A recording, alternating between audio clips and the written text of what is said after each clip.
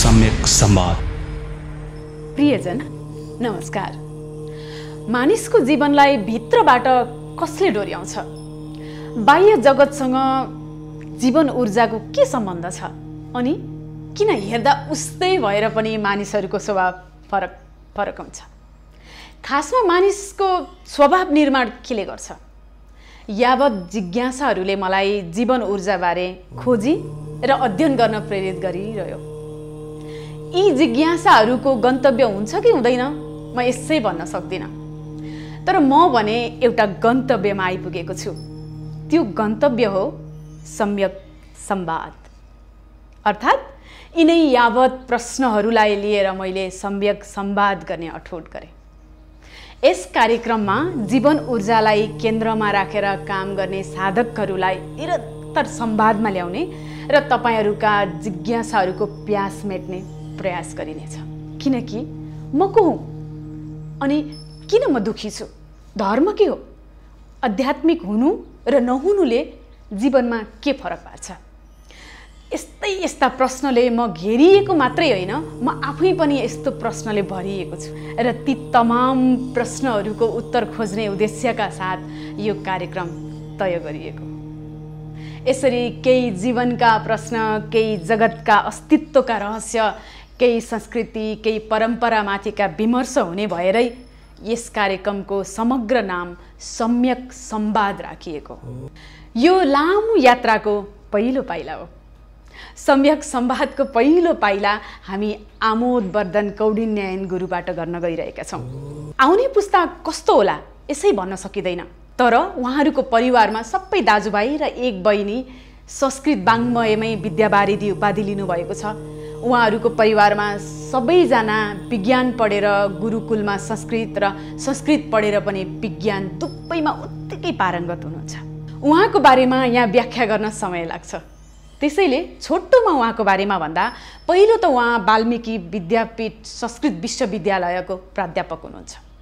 धेरै कुरामा जानकार भएर पनि उहाँ एक द्रष्टा हुनुहुन्छ। लेखन कार्यमा उहाँ उत्तिकै सक्रिय, जीवनलाई साधना मान्नुहुन्छ र स्वयं पनि एक साधक हुनुहुन्छ। आउनुस् गुरु आमोदवर्धन कौडिन्ययनलाई कार्यक्रम सम्यक संवादमा स्वागत गरौँ। पोडकास्ट बिनु पोखरेलको साथमा।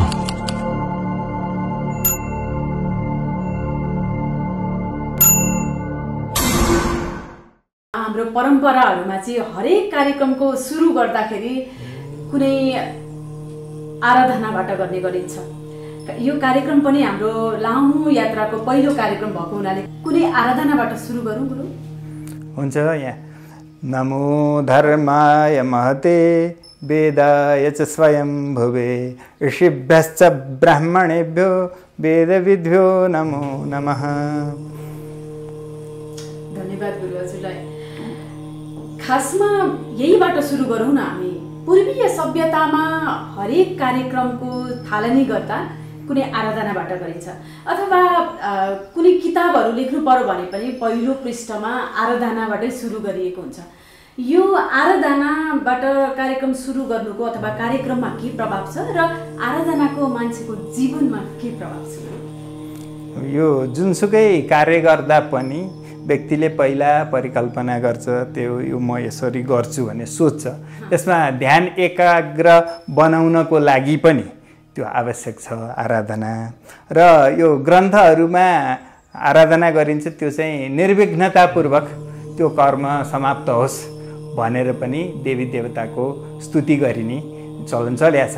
धेरै पहिला चाहिँ पनि त्यो त्यति अहिलेको मध्यकालमा जतिको विभिन्न देवी देवताको स्तुति गरेर प्रारम्भ गरेको नपाइने जस्तो अब पाणिनीको अष्टाध्यायीमा वृद्धिरादैचबाट सुरु भएको छ। त्यो वृद्धि शब्द नै मङ्गलार्थक हो, त्यो नै मङ्गलाचरण हो भन्ने पनि भनिन्छ, व्याख्या गरिन्छ। त्यस्तै अब धर्ममीमांसा सूत्र अथातो धर्म जिज्ञासा भनेर अथ शब्दबाट सुरु भएको छ। अथ शब्द पनि मङ्गलार्थक हो, मङ्गलवाची हो भनेर भनिन्छ। अब हामीले वैदिक यज्ञहरू गर्दाखेरि पनि द्रव्य देवता भिद्यानम भन्छन्। कुन द्रव्यले कुन देवतालाई हामी हवन गर्दैछौँ त्यसको अलिकति ध्यान गरौँ। यो आराधनाको कुरा चाहिँ के भने जुन कामपट्टि हामी लागिएको छ त्यसैमा एकाग्र भएर त्यसलाई चाहिँ सफल बनाउने एकै एउटा आरम्भमा गर्ने कर्तव्यको रूपमा हामीले लिन सकिन्छ। अनि यो अघिको श्लोकको पनि म अलिकति अर्थ यहाँलाई बताउँछु। हामीले अब अलिकति वेद सम्बन्धी नै चर्चा परिचर्चा गर्नलाई यो कार्यक्रम अगाडि बढाउँदैछौँ भने त्यो श्लोक पनि त्यसैको अनुरूप छ। नमो धर्माय महते। पहिला वेद चाहिँ के हो त भने धर्म बुझाउने साधन हो वेद। वेदोखिलो धर्ममूलम भनिन्छ। धर्मको मूल वेद हो भने मुख्य त धर्म हो। मुख्य धर्म हो। धर्मै बुझ्नको लागि हामीले वेदको सहायता लिएको हो। त्यसले गर्दा पहिला हामी नमस्कार केलाई गरियो? धर्मलाई, महते ठुलो महान धर्मको लागि नमस्कार गरियो। नमो धर्माय महते। अनि त्यसपछि त्यो धर्म बुझाउने साधन हामी त अब आफै धर्म त बुझ्न सक्दैनौँ। अहिले हामीलाई वेद चाहिँ प्राप्त छ। त्यो वेद कस्तो हो त भने स्वयम्भूवी आफै उत्पन्न हो। त्यो कुनै पुरुषले निर्माण गरेकै होइन। अपौरुषीय वेद भनिन्छ, अनादि भनिन्छ, नित्य भनिन्छ। त्यो चाहिँ परमेश्वरको एउटा निश्वास प्रश्वास गर्दा निस्किएको वाणी जस्तो हो। कुनै ऋषिले पनि निर्माण नगरेर उहाँहरूले पनि देख्नु भएको मात्रै हो भनिन्छ। त्यसकारण वेदाय चाहिँ स्वयम्भूवी आफै उत्पन्न हुनुभएको वेदलाई पनि नमस्कार भनेर त्यहाँ भनियो। अनि ऋषिभ्यश्च ब्राह्मणेभ्यो वेदविद्भ्यो नमो नमः। त्यहाँ ऋषि चाहिँलाई किन नमस्कार गरियो त भने वेद कसको माध्यमबाट हामीलाई प्राप्त भयो त? वेदका द्रष्टा को हुनुहुन्छ त भन्दा ऋषिहरू हुनुहुन्छ। ऋषिले चाहिँ हामीलाई वेद देखाइदिनु भएको छ। वेदका मन्त्रद्रष्टा ऋषिहरूलाई हामीले नमस्कार गर्यौँ। त्यसपछि अब ऋषिहरू पनि अहिले त हुनुहुन्न भने त्यसपछि त्यसको चाहिँ हामीलाई त्यो वाहन गरेर कसले ल्याउनु भयो त भन्दा वेदविद्भ्यो ब्राह्मणेभ्यो वेदविद्भ्यो। वेदलाई बुझ्ने ब्राह्मणहरूलाई नमस्कार। जसले चाहिँ त्यो ऋषि परम्परालाई अहिलेसम्म अविच्छिन्न रूपमा तपस्या गरेर एउटा सदाचारमा बसेर नियमको पालना गरेर वेदलाई अहिलेसम्म ल्याइदिनु र हामीले अहिले वेद हेर्न पढ्न पाएका छौँ त्यस्ता ब्राह्मणहरूको लाई पनि हामीले नमस्कार गर्छौँ भनेर पहिला धर्मलाई, धर्म बुझाउने वेदलाई चाहिँ देखेर प्रसारित गर्ने ऋषिहरूलाई र अहिलेसम्म ल्याइदिने त्यस्ता वेदविद ब्राह्मणहरूलाई यो क्रमशः नमस्कार। यो साह्रै महत्त्वपूर्ण श्लोक लागेर मेरो पिताजीले पनि भन्ने गर्नुहुन्थ्यो र हामीलाई पनि यो वैदिक कुराहरू चाहिँ केही कुरा गर्न पर्दाखेरि यही श्लोक भन्न आउँछ।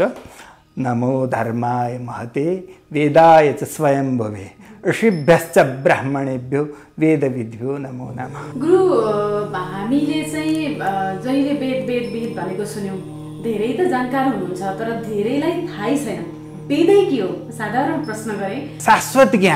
शाश्वत ज्ञान कहिले पनि वेदका कुराहरू कस्तो छ भने मूल कुराहरू कहिले पनि बदलिँदैन। यो वेद अब ऊ बेलामा लेखिया थियो, ऊ बेलामा आएको थियो, अहिले त निकै परिवर्तन भइसक्यो। वेदका कुराहरू पुराना भए अब त्यो कुरा अहिले मिल्दैन, जमाना बढ्यो भनेर भन्ने चाहिँ व्याख्या हुन्छ आधुनिक व्यक्तिहरूले गर्छन्। हो, बाह्य कुराहरू बाह्य जगतमा केही परिवर्तन भएको छ, बाह्य जगतमा भएको छ, तैपनि मानवीय स्वभावमा मानवीय मनमा धेरै बदलिएको स्थिति होइन। मानवले उहिले पनि सुख चाहन्थ्यो, अहिले पनि सुखै चाहन्छ। अब सुख कसरी प्राप्त गर्ने भन्ने साधनमा अलिकति परिवर्तन आयो, बाह्य जगतमा उपकरणहरूमा परिवर्तन आयो, तर चाहिँ मूल कुरो कसरी आनन्द प्राप्त गर्ने, कसरी सुख प्राप्त गर्ने भन्ने कुरो चाहिँ वेदले पनि चाहिँ त्यो सुखको चाहिँ मार्ग देखाएको छ। आत्मज्ञान गरेर परम पद प्राप्त गरेर चाहिँ त्यो मुक्त भएर त्यो सच्चिदानन्द स्वरूपमा पुग्छ र आनन्दित हुन्छ भने चाहिँ अहिले अब हामीले भौतिकै आनन्दलाई मात्रै आनन्द माने हुनाले त्यो अलि नश्वर छ, क्षीण छ, एकछिन छ, एकैछिनपछि हामीलाई दुःख आइलाग्छ। अब त्यो क्षणिक छ, आनन्द त आनन्दै खोज्या हो। त्यसकारण कैयन कुराहरू चाहिँ परिवर्तन भए पनि कैयन कुराहरू अपरिवर्तित छन्, शाश्वत छन्। शाश्वत ज्ञानलाई चाहिँ त्यसले प्रतिनिधित्व गर्छ वेदले। यो वेद र सनातनको सम्बन्ध के छ र सनातनकै अर्थ के हो यो बताइदिनुहोस् न। अब वेदको मैले सामान्य शाब्दिक अर्थ भने यो सनातन शब्द पनि सनातन, सना भने सदा हो, सदातन भनेको सनातन भनेको के भने नित्य छ।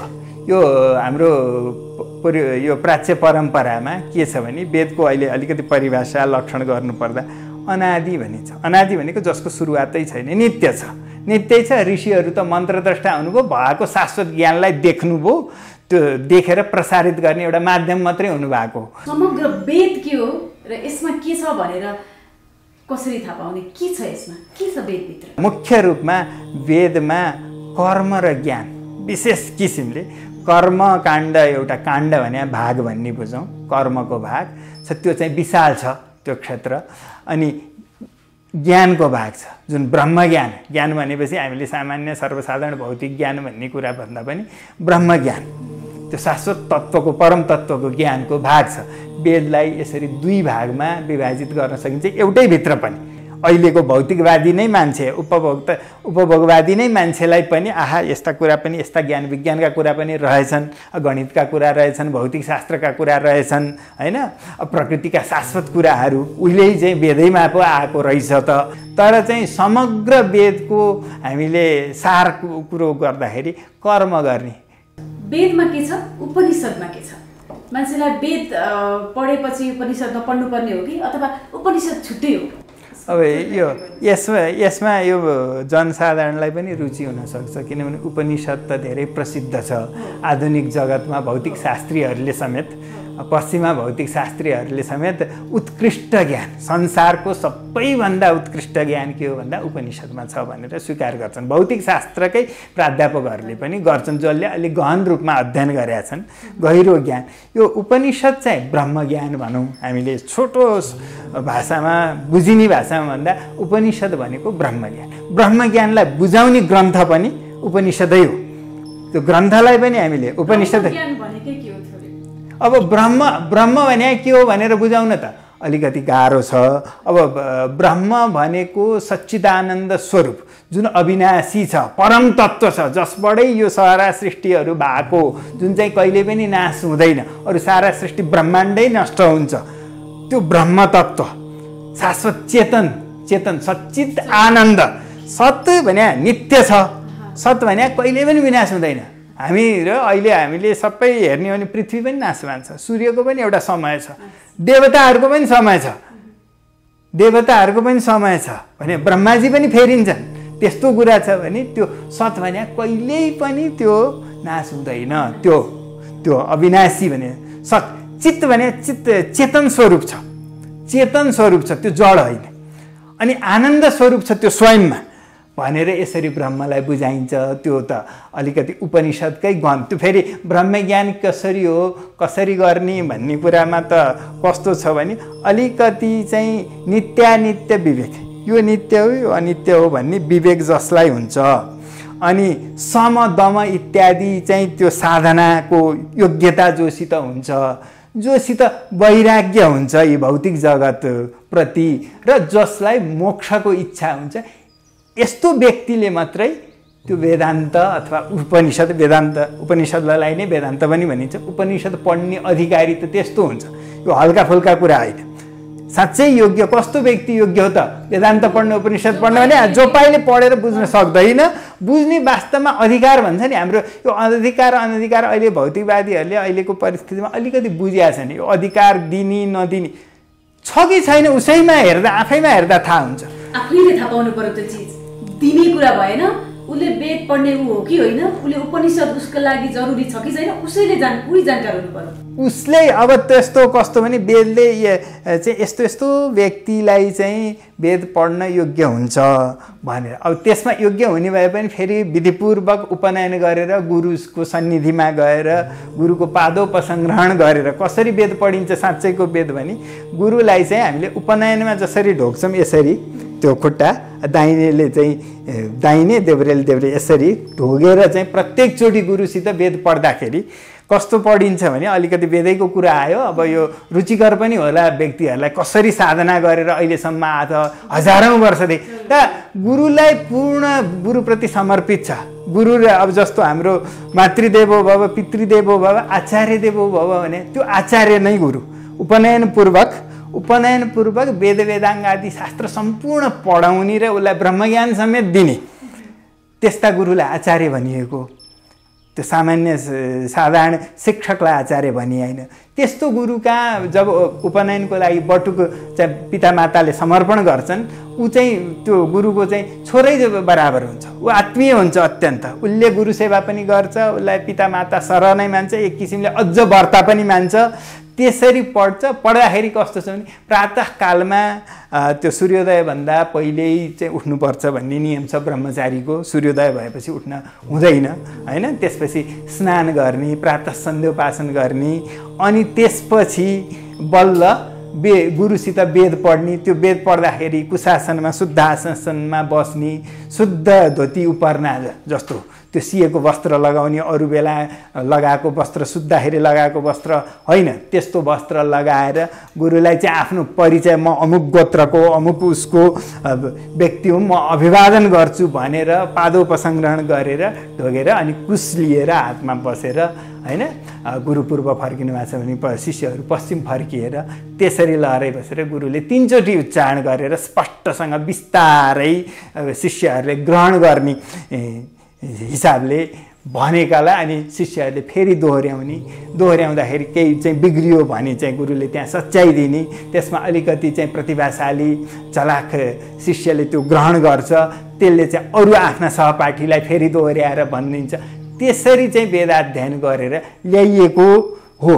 अनि त्यसमा त्यो पढ्न कठोर साधना जसले सक्दैन भनेर दुई जातिले यसरी उपनयनपूर्वक यसरी गर्ने भनेर एउटा नियम व्यवस्था बनाइएको हो। सबैलाई चाहिँ त्यो सम्भव हुँदैन। त्यसमध्येमा पनि कति चाहिँ अलि पारङ्गत भएर निस्कन्छन्, कति त्यसमा पारङ्गत नभएर सामान्य गायत्री जप गर्ने अलिकति पढ्ने रै चाहिँ टुङ्ग्याउनु पर्ने स्थितिमा पनि पुग्छन्। ब्रह्मचर्यको नियम, ब्रह्मचर्य यति वर्षसम्म पालन गर्ने र वेद पढ्ने भन्ने त सबैलाई हुन्छ, तथापि सबैले उही किसिमले वेदाङ्ग आदिको ग्रहण गर्न सक्दैनन्। भनेपछि सबैले वेद पढ्न जरुरी छैन हैन त गुरु?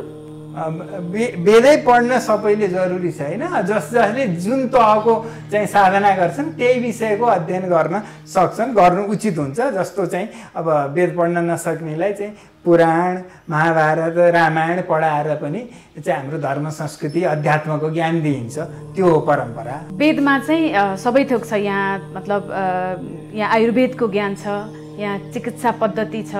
सबै थोक भएको वेदलाई चाहिँ मान्छेहरूमा मतलब उनीहरूको जीवन सहज बनाउनका लागि यो वेद पढाउन जरुरी यदि छ भने, अथवा जो चाहनुहुन्छ उहाँहरूलाई सहज बनाउनका लागि चाहिँ के गर्न सकिन्छ? जस्तो मै पनि वेदको पुस्तक किन्न गएँ भने वेद सजिलरी प्राप्त गर्न सकिँदैन हैन? त्यस्तो यस्तो अब सामान्य रूपमा अब यो कठोर हाम्रो व्रतको हिसाबले एउटा नियमानुसार गुरुकुलमा पढ्ने पद्धति बाहेक सर्वसाधारण ज्ञानको लागि वेदमा के छ कसो छ हामीले पनि जिज्ञासा भयो र जानु पर्यो भने अब कस्तो छ भने हाम्रा प्राचीन आचार्यहरू संस्कृतमै व्याख्या गरेका आधिकारिक व्याख्याहरू छन्। सामान्य संस्कृत जान्नेलाई संस्कृतकै व्याख्या भएको पुस्तक पढ्नु उत्तम छ। जस्तो ऋग्वेदको सायणले भाष्य गरेको, सायणले व्याख्या गरेको, सरल संस्कृतमा व्याख्या गरेको पुस्तक पाइन्छ, त्यो पढ्नु उत्तम छ। अब त्यो चाहिँ गर्न सकिँदैन भने अब कतिपय त फेरि चाहिँ कस्तो हुन्छ भने वेदको ऋचाले चाहिँ एक थोक भनेको छ त्यसलाई अर्थ बङ्ग्याएर व्याख्या गरिदिने, त्यो जे छ त्यही नभए। यहाँ अहिले नेपालको सन्दर्भमा भन्दा चाहिँ एउटा चाहिँ ऋग्वेदको 2 भागमा छापिएको छ नेपाली व्याख्या, कुलचन्द्र गौतम प्रतिष्ठानले छापेको छ। त्यो पुस्तक चाहिँ उपयोगी छ। अब अर्को यजुर्वेदको पुस्तक चाहिँ एउटा गुडविल प्रकाशनले छापेको एकजना के जोशी थर भएका व्यक्तिले सम्पादन गर्नुभएको छ। उहाँको राम्रो छ व्याख्या, अलिकति संस्कृत व्याख्याको अनुकूलै अर्थ गरिएको छ। अब सामवेदका मन्त्रहरू त लगभग ऋग्वेदकै जस्तै छन्। त अर्थको दृष्टिकोणले सामवेद छुट्टै पढ्नुपर्ने स्थिति छैन। अब अथर्ववेद चाहिँ नेपालीमै पढ्ने हो भने विद्यार्थी पुस्तक भण्डारले निकालेको एउटा पुस्तक छ। अब कतिपय ठाउँमा त्रुटिहरू भए पनि साधारणतया अथर्ववेदै भित्र चाहिँ के छ? अथर्ववेदभित्र त म अहिले अघि पनि भने अब त्यसमा अलिकति लोकोपयोगी कुराहरू चाहिँ हाम्रा चाहिँ कुराहरू छन्, संस्कारका कुरा पनि छन्, यो ब्रह्मज्ञानका कुराहरू पनि छन्, जडीबुटीका उपचारका कुराहरू पनि छन्, धेरै कुराहरू। अरू चाहिँ हाम्रो मारण मोहन उच्चाटन जस्ता कुरा, यो अलिकति तिलस्मी कुरा हुन्छ। हामीले मारण मोहन उच्चाटन आभिचारिक कर्महरूका मन्त्रहरू पनि छन्। त्यसका अलिकति विलक्षण, अरू वेदभन्दा विलक्षण प्रकृतिको वेद छ। त्यसमा चाहिँ अहिले सर्वसाधारणले हेर्दाखेरि नयाँ नौला कुराहरू पाइने चाहिँ त्यसमा प्रचुर सम्भावना छ अथर्ववेदमा। जस्तो नि गुरु, अब हामी चाहिँ यो चाहिँ अनादि भनिराख्दाखेरि वेद चाहिँ निकै अघिदेखि आएको वेदको अहिलेको लेख्यो होइन भनेर भनिरहँदा कतिले सोध्नुहुन्छ यदि त्यस्तो थियो भने डाइनोसरको बारेमा किन व्याख्या छैन वेदमा भन्ने पनि गर्नुहुन्छ त्यति अगाडिको वेद हो भने के भन्नुहुन्छ यसमा? अब त्यसको त अब स्पष्ट भन्न सकिँदैन उहाँले त्यो व्याख्या मैले त त्यस्तो सुनेँ तर कतिपय कुरा अहिले हामीले नबुझिने कुराहरू वेदमा छन् जस्तो एउटा प्राणीकै प्रसङ्ग आयो भने सरभ भन्ने एउटा प्राणीको उल्लेख छ सरभ भन्ने प्राणीको उल्लेख छ त्यो सिंहभन्दा पनि बलवान छुट्टै अर्कै थियो अरे भन्ने कुरा छ अब त्यो के थियो कसो थियो त हामीले त्यो धेरै पुरानो वाङ्मय भए हुनाले त्यो बुझ्न सकिँदैन त्यसकारण त्यो डाइनोसरै थियो थिएन भन्ने व्याख्या नआउँदैमा पुरानो होइन भन्नु त मिल्दैन अहिलेको हामीले नभएका चिजहरू पनि कतिपय छन् मैले प्राणीकै हिसाबमा भनिहालेँ सरभ चाहिँ एउटा विलक्षण थाहा नभएको अहिले प्राणी त्यो उल्लेख छ वेदका अरू भागहरूमा सूचना छन् त्यसका सिद्धान्तहरू छन् तर अन्तिममा आएर चाहिँ ज्ञान छ तिनैलाई उपनिषद भनिएको होइन त सरलमा बुझ्दा कर्मकाण्ड भाग एउटा भयो त्यसपछि ज्ञानकाण्ड भयो ज्ञानकाण्डलाई उपनिषद भनियो अब कर्मकाण्डलाई सामान्य वेद भनेर बुझियो अहिले बुझ्दाखेरि तर वेदै हो त्यो कर्मकाण्ड पनि ज्ञानकाण्ड पनि उपनिषद पनि वेदैको भाग हो अन्तिम भाग हो र आधुनिक व्यक्तिहरूले वेदको कर्मकाण्डको विरुद्धमा पछि उपनिषद उदायो ज्ञानको त्यो महत्त्वपूर्ण अंश आयो भनेर व्याख्या गर्ने आधुनिक व्याख्याताहरू दार्शनिक ग्रन्थहरूका लेखकहरूले पनि कैयनले के भनेका छन् त भने यो पहिला कर्मकाण्ड आयो कर्मकाण्ड त मुख्य होइन ज्ञान हो महत्त्वपूर्ण कुरा त्यसकारण त्यसको विरोध गर्दै उपनिषद उदायो भने त्यस्तो होइन ज्ञान र कर्ममा एकदम सुसमन्वय छ त्यो कुनै विरोधमा आएको पनि होइन कर्म के भनिन्छ त भने हाम्रो यतापट्टि साधनाको पक्षले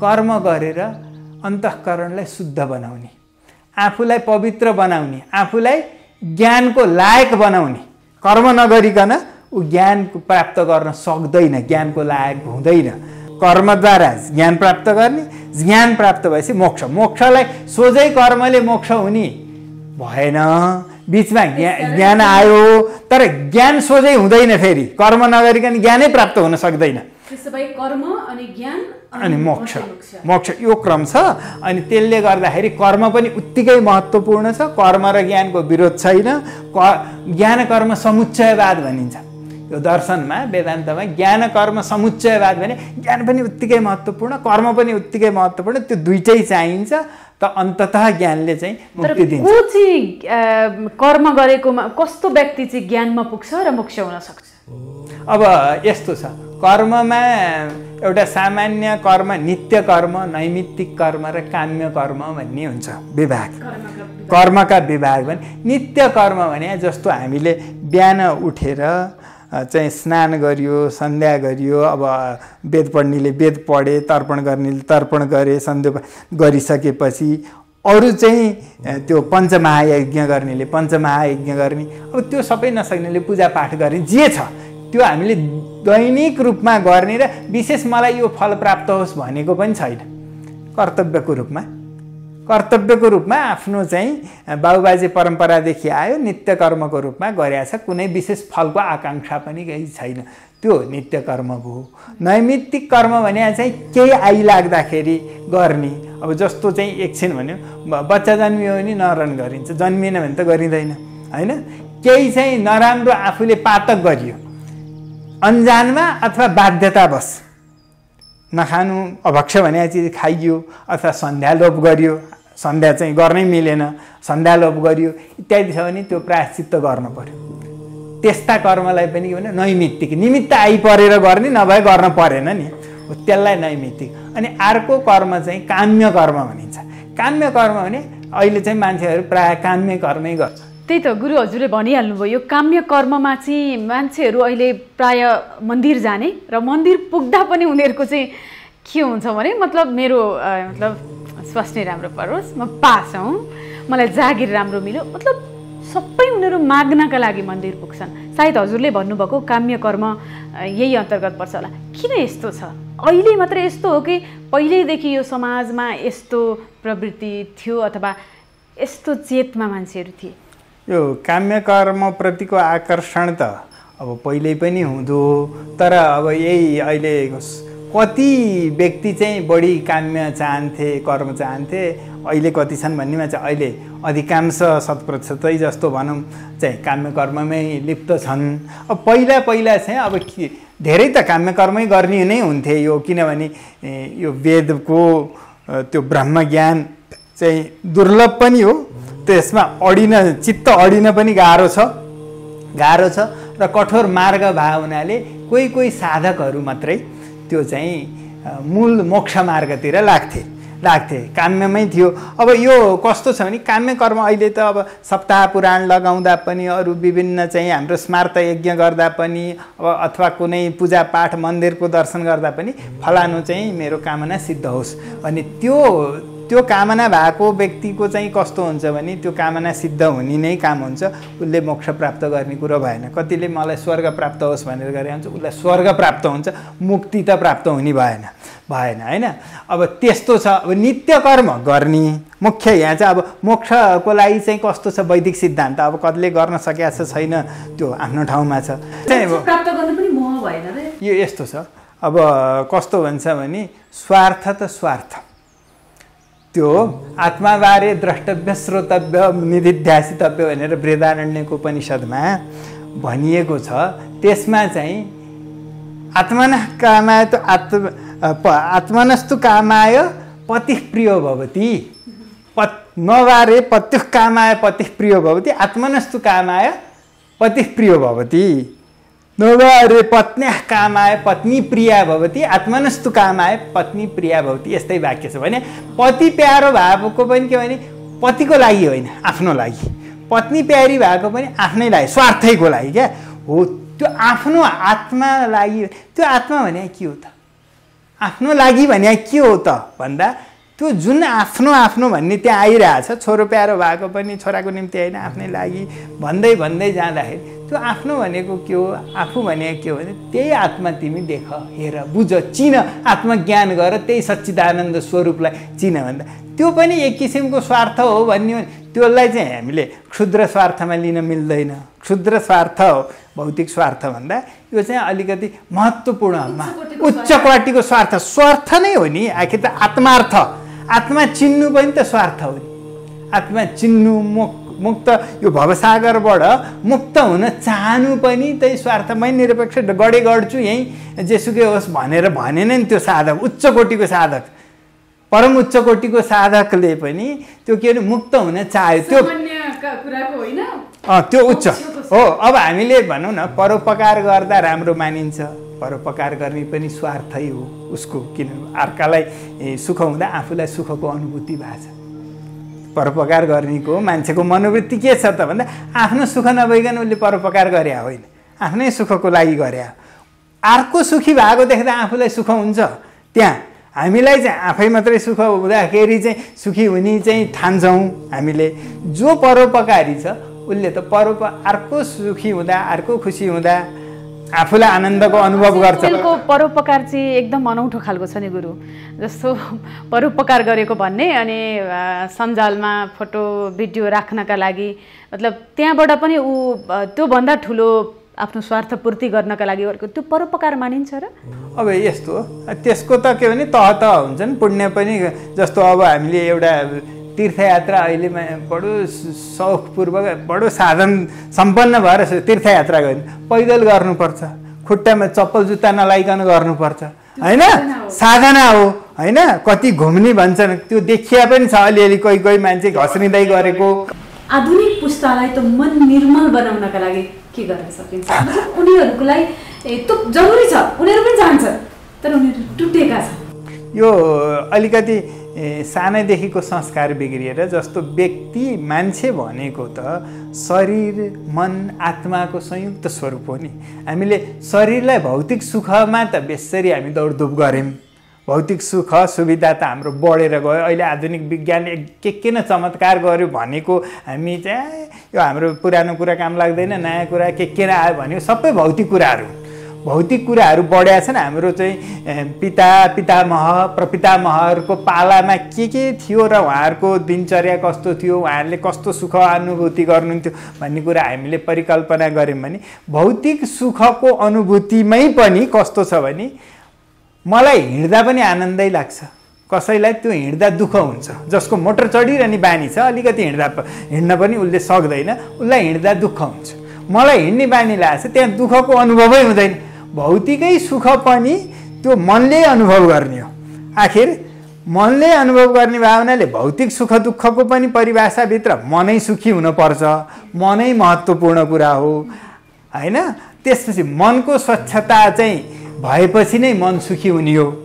मन कलुषित भयो भने, जस्तो हामीले वरिपरि अरूको ईर्ष्या द्वेष गऱ्यौँ, मोह राख्यौँ भने हामीलाई कष्ट हुन्छ, कष्टको अनुभूति हुन्छ, मन पीडित हुन्छ।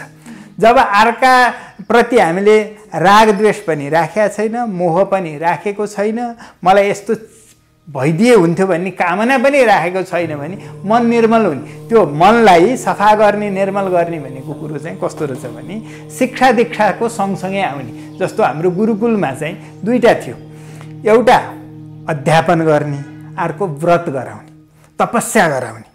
त्यो तपस्या भने कष्ट सहने बानी हो, कष्ट सहने बानी, त्यो धीरज हुने क्षमता विकास गर्ने। जस्तो यहाँ अब भोजन गर्ने समय यतिखेर छ, त्योभन्दा अगाडि खाने होइन, त्योभन्दा पछाडि पनि खाने होइन हैन। त्यो त असरदार छ नि त, अहिले त प्रमाणित हुँदैछ नि त। भोजन हामी त के हुन्छ, अलिकति यसो जम्मा भएको चिया खाइहाल्ने, खाजा खाइहाल्ने, भर्खरै खाएको छ फेरि अर्काले भन्यो भने खाइहाल्ने। हाम्रो केही पनि नियम छैन, भोजनको पनि नियम छैन। भोजनको नियम नभएपछि मन त अब चञ्चल, शरीर बिग्रिया छ, मन पनि बिग्रिया छ। अब गुरुकुलमा के हुन्छ भने अहिले अब शिक्षाको यो मन कसरी ठिक गर्ने भन्दा गुरुकुलमा, हाम्रो प्राचीन गुरुकुलमा विद्या पनि पढाइन्थ्यो, व्रत पनि सिकाइन्थ्यो, भने तपस्या पनि गर्न सिकाइन्थ्यो।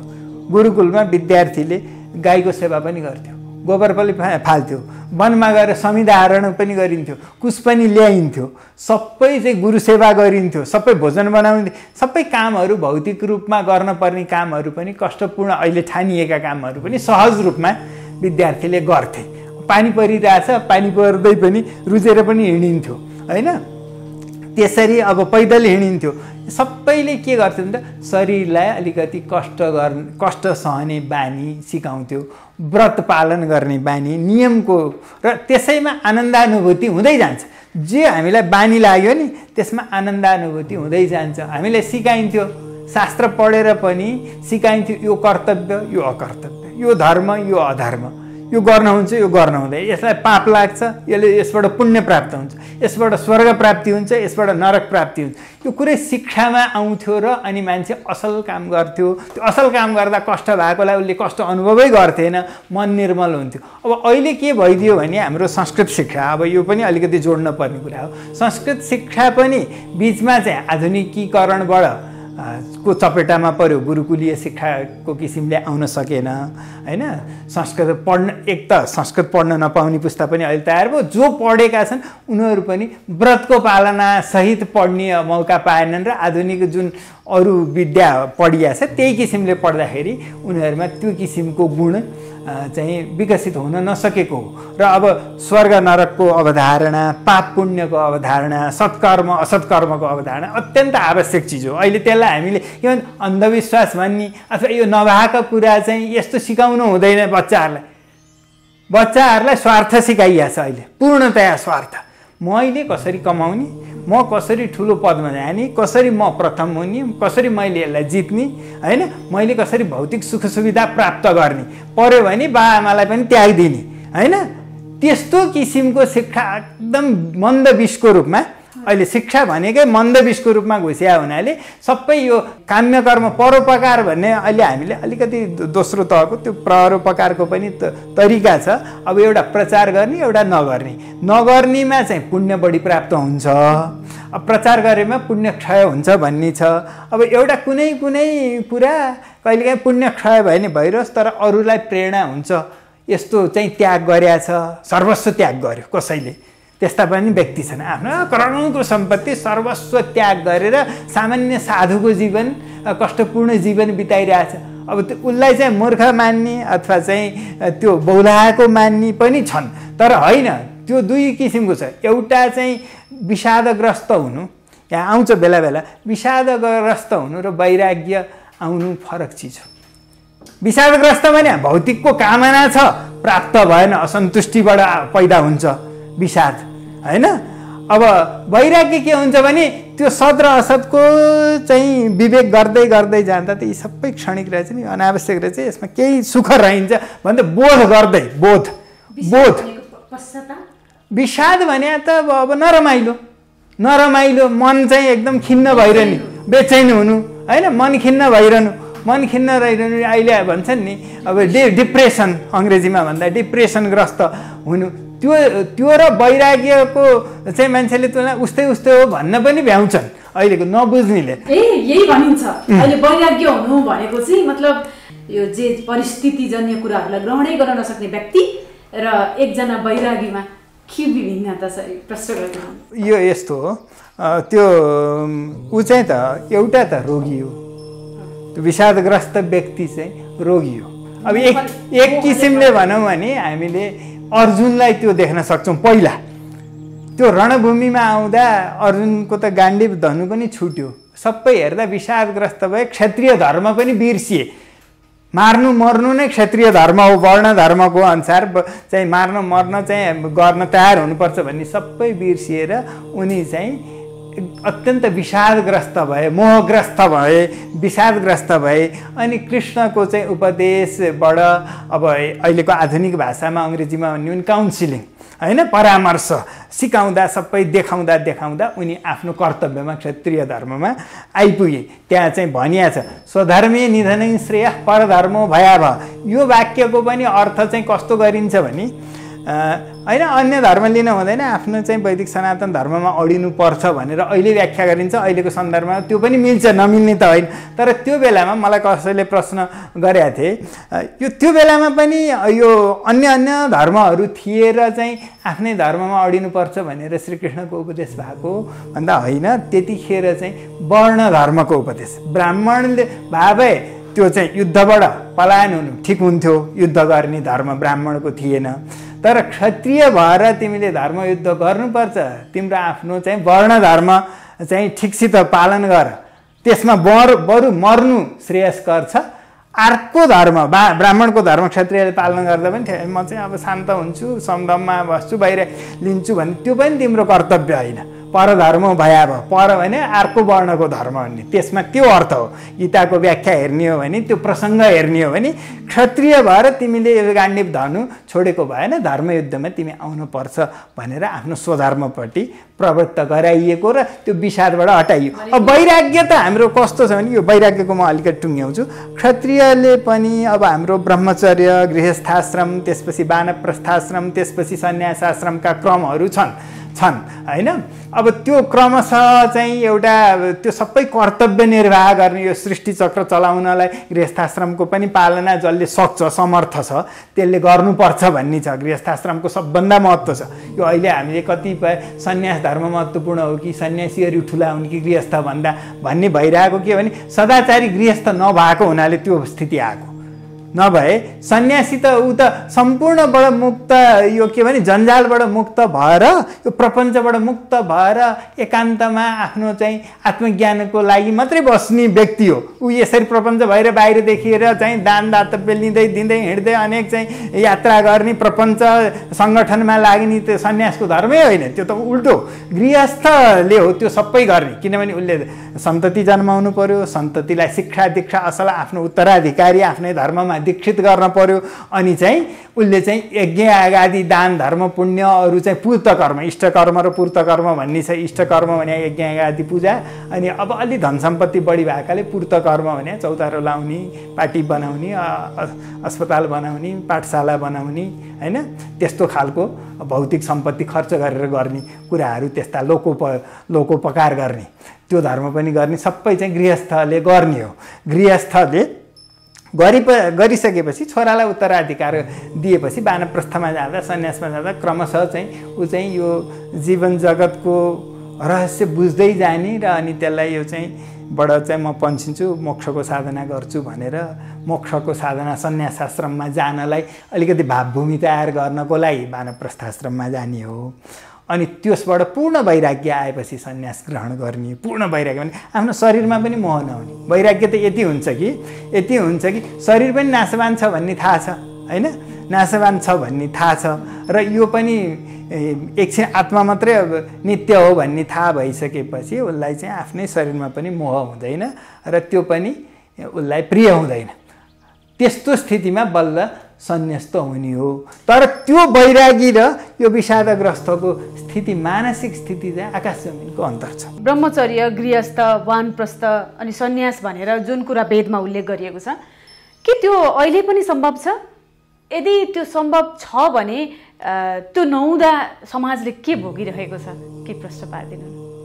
अब वेदमा भनेका 4 आश्रमको ठिकसित त्यही किसिमले पालना गर्न अहिले नसकिए पनि त्यसमा आस्था राख्दै त्यसले हाम्रो जीवनमा सकारात्मकै प्रभाव पार्छ, हाम्रो जीवनलाई सुखमय बनाउँछ भन्ने मानेर त्यसको यथाशक्ति अनुसरण गर्न सकिन्छ। अब जस्तो ब्रह्मचर्यको पालन गरेर अहिलेको आधुनिक शिक्षाका साथसाथै हाम्रो अलिकति धार्मिक आध्यात्मिक शिक्षा पनि नयाँ पुस्तालाई दिन जरुरी छ र ब्रह्मचर्य को पालनको महत्त्व पनि सिकाउन सक्छ। जो वीर्य रक्षा भयो भने असल सन्ततिहरू जन्मिन्छन् भन्ने चाहिँ हाम्रो सिद्धान्त छ, आयुर्वेदको पनि सिद्धान्त छ। आधुनिक विज्ञानले ब्रह्मचर्य भनेको वीर्य रक्षा एउटा मुख्य रूपमा वीर्य रक्षा गर्ने कुरालाई महत्त्व दिन्छ। त्यसको लागि सहायक हुने अरू खानपानदेखि लिएर अरू आचरणहरू पनि त्यससित जोडिएका छन्।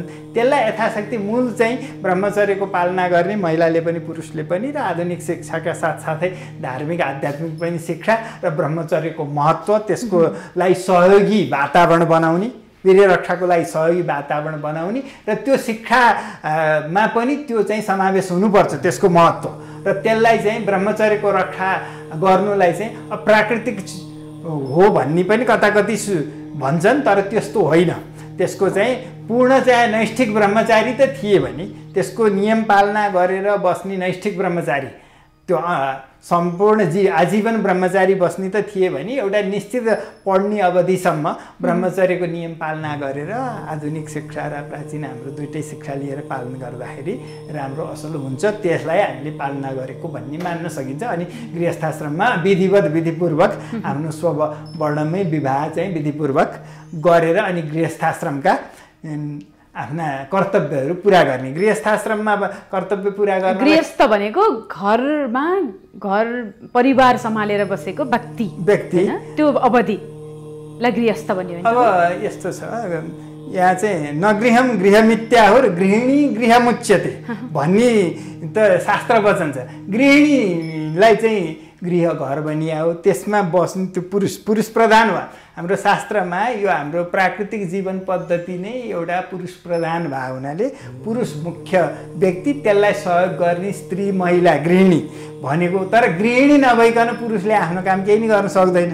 त्यसले गर्दा गृहिणी नभइकन हुँदैन।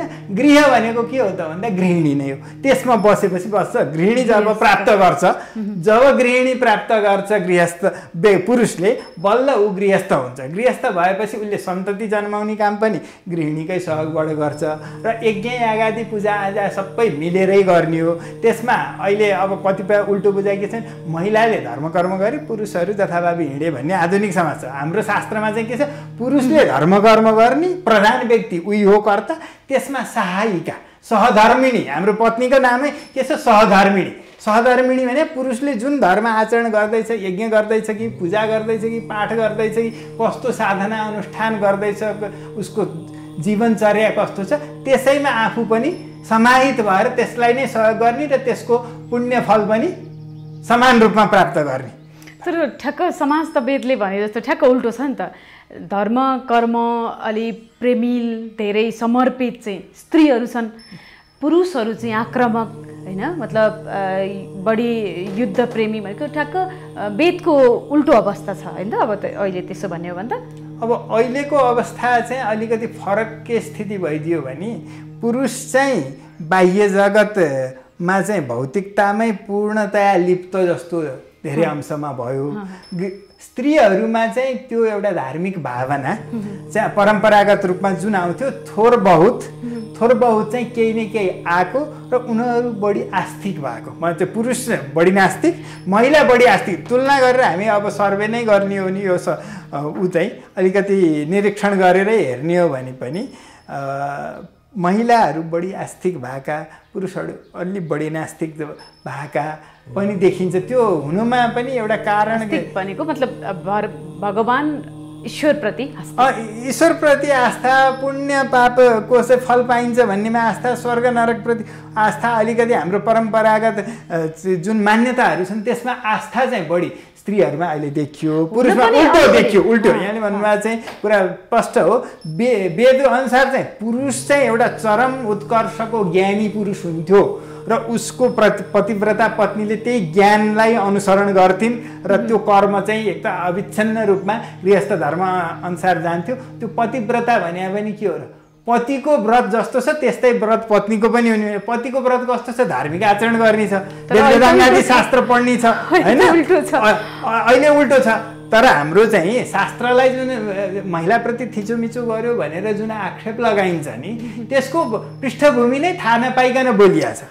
पति के हुन्थ्यो, वेदाङ्गादि शास्त्र पढेको, निष्ठावान, गृहस्थ, आफ्नो चाहिँ आर्थिक अवस्था अनुसारको उसले चाहिँ दान पुण्य पनि गर्ने, यज्ञागादि गर्ने, परोपकार गर्ने, त्यस्तो पूर्त कर्म पनि गर्ने, चौतारो लाउनेदेखि लिएर अरू चाहिँ लोकोपकारी कार्यहरू पनि गर्ने। त्यो मार्गमा लागेको एउटा आदर्श पुरुषको परिकल्पना वेदमा छ, हाम्रो धर्मशास्त्रमा छ। त्यो आदर्श पुरुषलाई मियो मानेर उसकै अनुसरण गरेर उसकै सहधर्मिणी भएर गर्दा त आफ्नो पनि गति उही नै हुन्छ, राम्रो हुन्छ, असल हुन्छ। त्यो चाहिँ पुण्यवती स्त्रीले नै त्यस्तो पति पाउँछन्, त्यस्तै पतिले चाहिँ पुण्यवती पतिव्रता पत्नी पाउँछन् भन्ने हाम्रो शास्त्रमा छ। पत्नीले असल पति पनि त्यो आफ्नो पुण्यले नै पाउने हो, पतिले पनि असल पत्नी पुण्यले नै पाउने हो, त्यसै पाइँदैन। देवदत्ता भार्याम बिन्दती भनेको छ, देवताले दिएर पाइन्छ असल पत्नी, त्यो त्यसै चाहिँ मान्छेले पाउँदैन भनेको छ। गृहस्थ धर्म भने त एउटा रथको दुई पाङ्ग्रा भनेको छ, वास्तवमा त्यही नै किसिमले हो, दुईवटा नभइकन सञ्चालन हुँदैन। के भने एउटा जहाँ पनि एउटाले निर्णय गर्छ, एउटा प्रधान जस्तो, त्यसको दोस्रो अलिकति सहायक घर परिवारमा, कार्यालयमा, जहाँ राष्ट्रमा, जुनसुकै क्षेत्रमा हेर्दा पनि एउटा अलिकति थोरै निर्णायक, थोरै अगाडिको देखिँदा चाहिँ पुरुषलाई विभिन्न दृष्टिकोणले गर्दा पुरुषलाई मानेको छ। तर पुरुषमा कमजोरी आउँदा अथवा पुरुष नमिल्दा पत्नीलाई पनि त्यो अधिकार दिएको छ। अब वानप्रस्थ र सन्यासको कुरामा कस्तो छ भने, वानप्रस्थ भनेको चाहिँ छोराछोरी हुर्काएर तिनीहरूको बिहादान गरेर गृहस्थ श्रमको उत्तराधिकार तिनीहरूलाई दिएपछि आफू चाहिँ अलिकति साधनामा, मोक्ष मार्गपट्टि लाग्ने, अब यो नश्वर चिज हो भनेर अलिकति त्यो चाहिँ भौतिकताबाट अलिकति टाढा जाने भन्ने खालको अवधारणा हो वानप्रस्थमा चाहिँ वनकै चाहिँ फलफुल र अन्नद्वारा प्राण धारण गरिने भन्ने चाहिँ परिकल्पना छ। त्यसले चाहिँ हाम्रो भौतिक अवस्था पनि देखिन्छ। अब अहिलेको भौतिक अवस्था हेर्ने भने वनमा कुन चाहिँ अन्न भेटिन्छ, कहाँ फलफुल भेटिन्छ, त्यो हेर्दा सबै विनाश भइसक्यो। वनमा लटरम्मै फलफुल हुन्थे, अनि ती चाहिँ बनैया चाहिँ धान, वनका चाहिँ गहुँ इत्यादि पनि त्यहाँ भएको बुझिन्छ। हाम्रो शास्त्र पढ्दाखेरि त्यो चाहिँ वन जङ्गलमै ऋषिमुनिका जीवनको लागि चाहिने पर्याप्त फलफुल र बनैया अन्नहरू हुन्थे सात्विक जीवन बिताउन। त्यस्तै वानप्रस्थको लागि पनि हुन्थ्यो। तर अहिले घरैमा पनि अलिकति त्यो भौतिकताबाट पर भएर आफ्नो अलिकति आध्यात्मिक ज्ञान, धार्मिक ज्ञान, अनि आफ्नो साधना आचरण पनि जुन गृहस्थाश्रममा कतिपय कुराहरू शिथिल भए गर्न सकिएनन् भने त्यो बेलामा पति पत्नी दुइटै हुँदाखेरि गर्न मिल्छ त्यो गर्ने। अब सन्यास आश्रम भनेको चाहिँ अलिक कठिन कुरो के छ भने, सन्यासलाई कलीमा वर्जित भनेर पनि कतै भनिया छ। त्यो भनिएको के हो भने वर्जितै भन्ने शास्त्रैको मूलै आशय त होइन, तर सन्यास धर्म परिपालन गर्न असाध्यै कठोर छ। कठोर भनेको अब अहिले सन्यासी भनेका व्यक्तिहरू चाहिँ प्रपञ्चमा छन्, ठुल्ठुला सुकिला मुकिला लुगा लाएर हिँडेका छन्, प्रसिद्धि कमाएका छन्, उनका शिष्य चेला चपेटा पछाडि लागेका छन्। एउटा गृहस्थ भन्दा पनि अर्कै रोग रवाफ उनीहरूको छ। हो, त्यो चाहिँ बिल्कुल अनर्थकारी हो। सन्यासीले त पति पुत्रलाई पनि त्याग गरेको छ, पत्नी पुत्रलाई पनि त्याग गरेको छ, र अनि आफ्नो चाहिँ यो धन सम्पत्ति सबै त्यागिसकेको छ। शिष्य प्रशिष्य भन्ने कुरा पनि छैन। उसको अधिकार त कतिसम्म छ भने, थोरै उसले अध्ययन गर्न चाहन्छ भने उपनिषद्को अध्ययन गरेर उपनिषद्बाट आत्मज्ञान गर्ने, त्यस्तै आत्मज्ञानको उपनिषद्कै प्रवचन गर्नेसम्म भयो भने त्यो सुहाउँदो बुझिदो हुन्छ। नभए अरू चाहिँ आफै पकाउनु हुँदैन, आफूले चाहिँ कुनै द्रव्य लिनु हुँदैन, दान लिनु हुँदैन, कसैलाई दिन प्रेरित गर्न हुँदैन, प्रपञ्च र गाउँघरमा घुलमिल पनि गर्न हुँदैन, एउटै गाउँमा भिक्षा माग्न पनि हुँदैन। किनभने प्रेम बढ्छ, त्यो आसक्ति बढ्छ। किनभने कसले भिक्षा अलि राम्रोसी दिएको छ, कुन गृहिणीले चाहिँ भिक्षा राम्रोसी दिए, कसले दिए। अनि वर्षा ऋतुमा हिँड्न नमिल्ने बेला त्यहाँ कुनै अखडामा बस्नुपर्छ इत्यादि धेरै नियमहरू सन्यासीका छन्। ती सन्यासको नियम पालना गर्ने अहिले कोही व्यक्ति भेटिँदैन। अब त्यसकारण सन्यास आश्रममा जानु त अहिले भन्न अलिक कठोरै छ होइन, साँच्चैकोलाई मिल्दैन, कलिकालमा भन्न त मिल्दैन शास्त्रअनुसार। तर चाहिँ त्यो गाह्रै हुने भयो हुनाले कहिलेमा वर्जित गरियो। यसरी हामीले अलिकति त्यो भाव ल्याएर सन्यस्तको भाव भने वैराग्य ल्याउनु होइन, वैराग्य बढीभन्दा बढी ल्यायो भने अब त्यो सन्यासको भावमा गएको भने गृहस्थ सन्यासी भन्ने छ क्या हाम्रो शास्त्रमा। गृहस्थै अवस्थामा अनासक्त भावले मात्रै कुरा गर्छ। जस्तो आज राम्रो मिठो पाक्यो, ठिक छ खाइदिया, आहा मिठो रहेछ, सधैँ यस्तो पकाऊ होइन। आज नमिठो रहेछ, खै यस्तो पकाएर त भएन, भरेदेखि अलिक राम्रो पकाउनु पर्यो। त्यो अनासक्त भावले उपभोग गर्दै गएर आफ्ना भौतिक कुराहरूलाई गर्दै गयो भने गृहस्थ सन्यासी भनेर, यहीँ पनि उसको आध्यात्मिक चेत बढ्यो भने र भौतिक कुराहरूमा आसक्ति घट्दै गयो भने त्यो गृहस्थ सन्यासी हुनसक्छ। तर मान्छे त अहिले जति भन्यो त्यति भौतिक कुरासँग अत्याधिक आसक्त छ नि त। अर्काले लगाएको एउटा जुत्ता होइन, मतलब अर्काले लगाएको एउटा लुगा, कार होइन, मतलब मानौँ कि अब चाहिँ कार बिना अथवा घर बिना चाहिँ जीवनै छैन उसको समाज। त्यो अवस्थामा भएको मान्छेलाई यो सन्यास होइन, वानप्रस्थ सन्याससम्म पुर्याउन उति होला। नजातु कामः कामानामुपभोगेन साम्यति हविषा कृष्ण वर्त्वेव भूयेवा विवर्धते। कामनाहरूको उपभोग गरेर शान्ति हुँदैन, कामना बढ्दै जान्छ। हामीले खोजेको त शान्ति हो। त्यसकारण त्यसलाई बानी लाउँदा मेरो मोटर छैन भने पनि, अर्का साथीभाइको छ भने पनि म त्यो प्रतिस्पर्धाबाट जान के भने म पीडित भएर मैले सकिनँ भन्ने भावले होइन। त्यो भाव भयो भने उसको त्यो स्वस्थ मनस्थिति, शान्त मनस्थिति होइन। मैले सकिनँ, उसले सक्यो, त्यसले गर्यो भने त्यो राग द्वेष ईर्ष्या जस्तो खालको भाव आउने होइन। त्यो केही गर्नु भए पनि ठिकै छ, नभए पनि ठिकै छ, यतिको भए छ, यही पनि ठुलो छ भनेर त्यसलाई योभन्दा तल्लो स्तर हुँदा पनि ठिकै थियो, यो हुँदा पनि ठिकै छ, योभन्दा माथिल्लो हुनेको पनि ठिकै छ। मुख्य कुरो चाहिँ मानसिक शान्ति हो, मानसिक शान्ति प्राप्त गर्नु हो। यो एउटा असल कर्म सदाचार गरेर चाहिँ जाने हो। वेद पनि आफै लेख्य थिएन कुनै बेलासम्म, त श्रुति नै थियो। यो कहिलेसम्म श्रुतिमा थियो? हजुरहरूले कसरी पढ्नुभयो? थोरै व्याख्या गर्दैछु नै। अब यसमा श्रुति परम्परा त लामै परम्परा हो। निकट भूतकाल भने चाहिँ 2000 वर्ष अगाडिसम्म पनि श्रुतिकै परम्पराबाटै आएको भन्ने मैले बुझ्छु।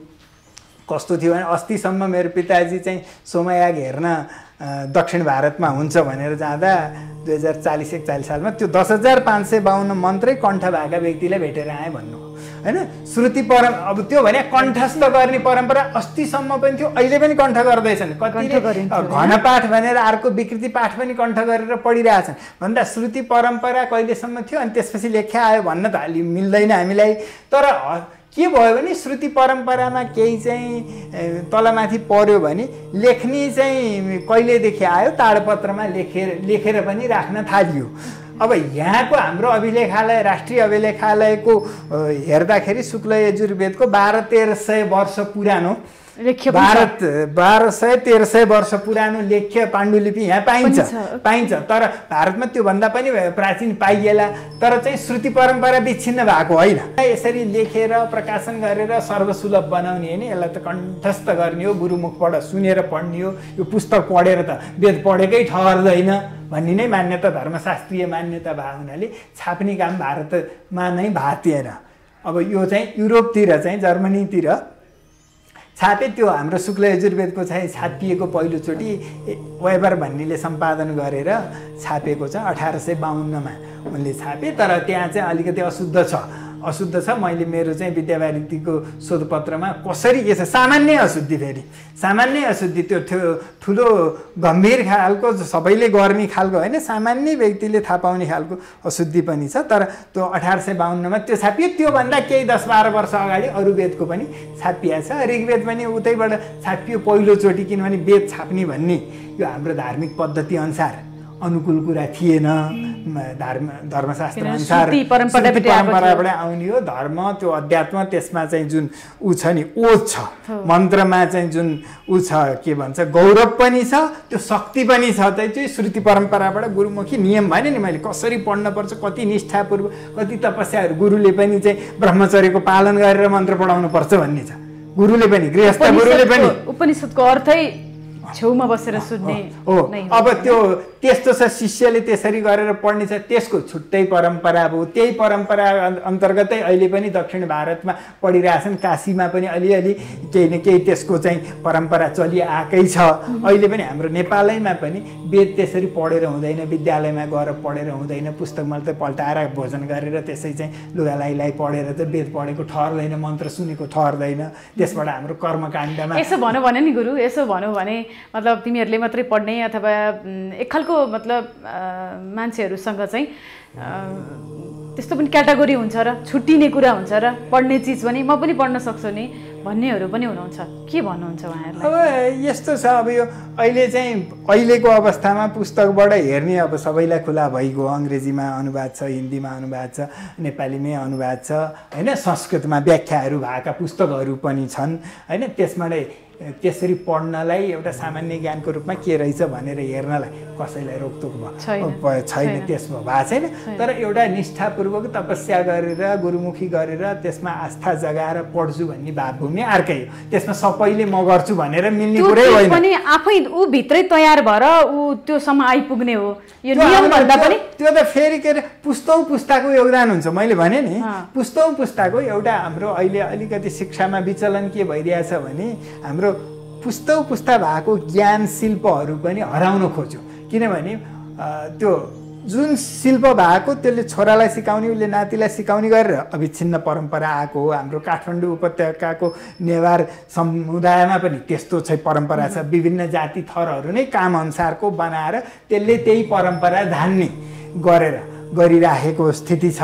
त्यसरी आउने हो परम्परा। वेदाध्ययनको परम्परा पनि त्यसरी नै आउने हो। युद्धमा जाने कला क्षेत्रीयमा त्यो साहस मर्न पनि सक्ने त्यो भित्रदेखिको साहस पनि त्यो बाउबाजेको त्यो वंशानुगत गुणबाट आउँछ। त्यसै बिचैमा उब्जिएर आउने होइन होइन। एउटा व्यापार गर्ने बाउको छोरालाई व्यापार गर्न जति सजिलो हुन्छ, एउटा सपेराको छोराले जति सजिलो साँप समात्छ, अर्को चाहिँ त्यो नगरेकोले गर्दा टोकेर उतिखेर मर्न सक्छ। त्यस कारण हामीले यसमा यो प्रकृतिको नियममा दखल गरेर कुनै कल्याण हुने स्थिति छैन। सबैलाई परमेश्वरले एउटा एउटा भूमिका निर्वाह गर्नलाई पठाउनु भएको छ यो संसारमा। अब कोही चाहिँ विभिन्न ब्राह्मणै हुँदा पनि चाहिँ उसलाई ब्राह्मणको संस्कार नभएर तुच्छ कर्म गरुहरू गरेर बिस्तारै पतित हुँदै गएर तुच्छतामा पुग्छ। कुनै चाहिँ अब अर्को वर्ण, तृतीय वर्ण, चतुर्थ वर्णको व्यक्ति पनि केही चाहिँ अब उसको चाहिँ के भने त्यो धर्मशास्त्रप्रतिको विद्रोह होइन कि त्यसले दिएको छुटको अनुभव। खानपानदेखि लिएर कैयन कर्म गर्न चाहिँ वैश्यशूद्रहरूलाई पनि ब्राह्मणको जस्तो कर्म गर्न छुट छ। वेदाध्ययन गर्ने कुरा, त्यसलाई अनुष्ठान कर्मकाण्ड गरेर पुरोहित हुने कुरा, कतिपय कुरादेखि बाहेक उसले चाहिँ गरेर आफ्नो चाहिँ इहलोक र परलोक सपार्न सक्छ, मान्य हुन सक्छ। ती कुराहरूलाई दिएकै कुराबाट पनि हामीले उत्कृष्टता गर्न सकिन्छ। त्यसकारण चाहिँ यो वेद हामीले किन पढ्न पाइएन कर्मकाण्डको हिसाबले भनेर भन्नुमा के आवश्यकता? अहिले त त्यो सक्ने चाहिँ ब्राह्मणहरू नै भएन। त्यो त कठोर तपस्याको मार्ग हो। अहिले हामीलाई तल झर्न जति सजिलो छ नि, माथि चढ्न सकिँदैन। माथि चढ्न त के हुन्छ भने माथि चढ्न हिमाल चढ्नु टाकुरामा भ्याउनु जस्तो हो, तल झर्नु त्यहाँबाट ढुङ्गा खसालिदिनु जस्तो हो। तल जान सजिलो छ, तर टाकुरामा त्यो ढुङ्गा बोकेर पुर्याउनु त्यो कठोर छ। चरित्र पनि, ज्ञान पनि, विद्या पनि, साधना पनि त्यो कठोर तपस्याले प्राप्त हुन्छ। र अनि एउटा कुरा यो यहाँ प्रश्नमा आएन, भूमिका के छ भने यो समानता र विषमता भन्ने कुरा संसारमा छ। यो विभेद भन्ने शब्द चाहिँलाई नराम्रो रूपमा प्रयोग गरिएको हो अहिलेको परिवेशमा नबुझेर। विशिष्ट भेद विभेद, विशिष्ट भेद विभेद, विशिष्ट भेद तपाईँ र मेरोमा पनि भेद छ, उहाँमा पनि भेद छ, अरूमा पनि भेद छ। एक हिसाबले भन्ने हो भने 7 अरब व्यक्तिमा 7 अरबै व्यक्ति फरक फरक छन्। त्यसमा केही चाहिँ उस्तै उस्तै गुण मिल्नेहरूको समूह बनाउन सकिने हो। बाउ छोरामै भिन्नता छ, दाजुभाइमै भिन्नता छ, कुनैमा प्रतिभाको दृष्टिकोणले फरक हुन्छ, कसैमा शारीरिक बनोटले फरक हुन्छ, कसैमा चाहिँ त्यो रोग प्रतिरोध क्षमताको फरक हुन्छ, कसैमा रुचिको दृष्टिकोणले फरक हुन्छ।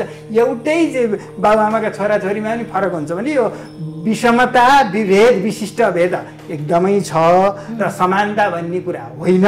यो चाहिँ अलिकति ठगी खाने भाँडो भएको छ नेताहरूको। यो समानता समानता भन्थ्यो, बेसरी शोषण गर्यो, दरिद्रलाई दरिद्रै बनाइराख्यो, आर्थिकबाट यसो जातीय र तिमीहरूलाई धर्मशास्त्रले विभेद गर्यो अथवा हिन्दू धर्मले विभेद गर्यो भनेर अलमलाइदियो। उनीहरूको आक्रोश चाहिँ हिन्दू धर्मप्रति ब्राह्मणप्रति ल्याइदियो। आफूले चाहिँ निरापद रूपमा शोषण गर्ने भ्रष्टाचार गर्ने खाने चाहिँ बाटो मात्रै हो। वेदमा के छ त?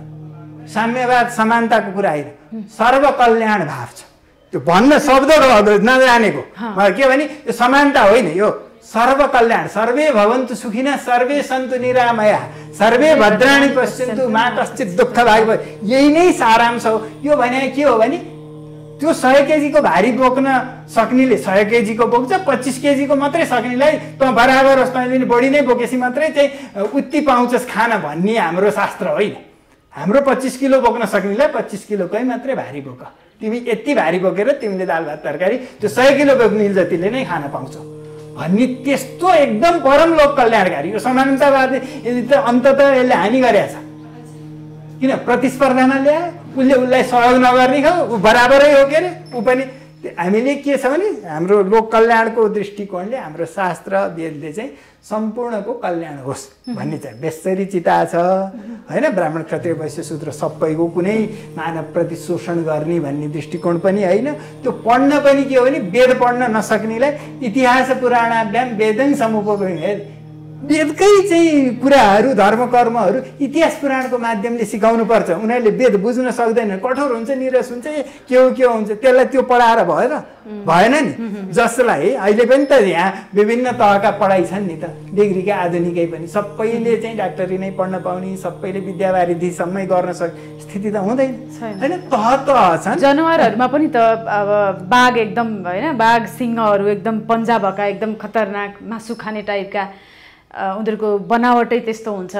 अब त्यही जङ्गलमा अर्को जनावर मृग पनि छ, ऊ फरक प्रकृतिको हुन्छ होइन। त्यस्तै मान्छेहरूमा पनि विविधता छ।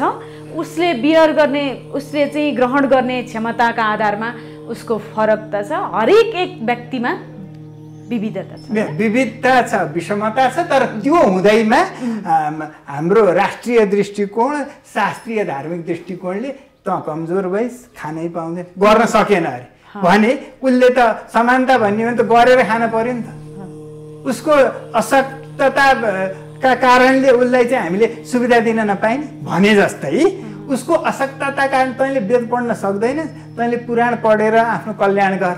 तैँले चाहिँ यति ठुलो भारी बोक्न सक्दैन, सानो भारी बोक, यो काम गरेर तँ जीविका चला, तँलाई पनि सुविधा दिन्छु भनेर भन्न भए त्यस्तो कल्याणकारी भावना, त्यो कुरालाई हामीले बुझाउन पर्ने छ। अहिले नबुझिएर हाम्रो धर्म संस्कृति, यो जातीय व्यवस्था, हिन्दू धर्म धेरै हाम्रा नियमका चाहिँ अनुशासनका कुराहरूमा अलिकति विष भरिएको स्थिति छ र अब त्यस्तै कुराको प्रचार प्रसार पनि बढी छ।